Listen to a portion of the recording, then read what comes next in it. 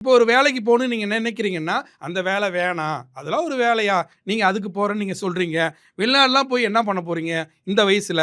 அதே மாரி வந்து அரசியலுக்கு போய் நீங்க என்ன பண்ண போறீங்க? இப்படி எதிர்மறையான விமர்சனங்கள் வரும் குடும்பத்துக்குள்ளேயே.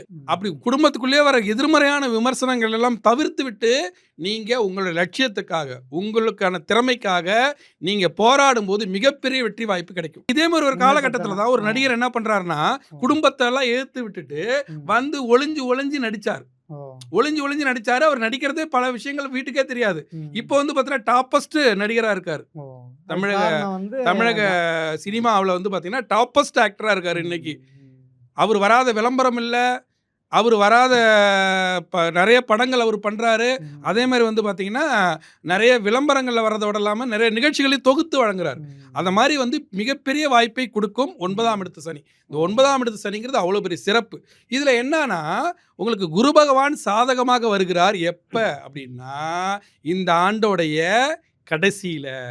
அதே மாரி ராகு கேது பெயர்ச்சியும் இந்த ஆண்டோட கடைசியில வந்து பார்த்தீங்கன்னா, ஜென்ம கேதுவாக இருந்தாலும், அதே மாரி 7ஆம் இடத்து ராகுவாகவே இருந்தாலும், எப்ப வர்றாருன்னா, இந்த ஆண்டு கடைசியில தான் வர்றாரு. அதனால ஃபர்ஸ்ட்டு தொடங்கும்போது தொழில் வாய்ப்பை குடுத்தாலும், ம். அதிகமான வருமானங்களை குடுக்க மாட்டார். அதே மாரி கடக ராசியை பொறுத்தவரைக்கும் வந்து அரசியல் ராசி. இப்ப விஜய் கடகம் தான், அண்ணாமலை ம். கடகம் தான், அஜித் கடகம் தான். அரசியல், சினிமா தலைவருக்கான ராசி. தல ஒண்ணுமே இல்ல. ஒரு கடக ராசிக்காரர்கள் இருக்காங்கன்னாவே, ம். பொதுவாவே வந்து பார்த்தீங்கன்னா, ஒரு யூனியன் இருந்தாங்கன்னா, யூனியன் தலைவரா இருப்பாங்க. ஒரு ம். டீ கடை வச்சிருந்தாங்கன்னா, டீ கடை சங்கத்துக்கு தலைவரா இருப்பாங்க. ம். தொழிலாளர் இருந்தாங்கன்னா, தொழிலாளர் சங்கத்துக்கு தலைவரா இருப்பாங்க. தலைமை பதவி அப்ப தேடி தலைமை வரும். பதவி தேடி வரக்கூடிய ஒரு அற்புதமான ராசி கடகராசி. அவர்களுக்கு இந்த ஆண்டை பொறுத்தவரை தலைவருக்கு நீங்க தேர்ந்தெடுக்கிறீங்க. ஆனா வந்து இவரு ரிட்டயர்ட் ஆன பிறகு நீங்க பதவி ஏத்துக்கங்களேன். ம். அதே மாரி நீங்க தலைவருக்கு தேர்ந்தெடுக்கிறீங்க. ஆனா இவருக்கு வந்து பதவி இருக்கு. அந்த பதவியில வந்து அ உப தலைவரா நீங்க இருங்களேன். ம். அப்படின்ற மாரி தான் வழி நேரடியாக வருவதற்கான வாய்ப்புகள், சில சிரமங்கள் இருந்தாலும், வருங்காலத்தில அவைகள்லாம் கிடைச்சிரும். இந்த ஆண்டு உங்களுக்கு பழைய கஷ்டம் இல்ல. புதிய வாழ்க்கை தொடங்கப் போது. அந்த புதிய வாழ்க்கையில முழுமையா 100 ஆஃப் 100 கிடைச்சிரும்னு நம்பாதீங்க.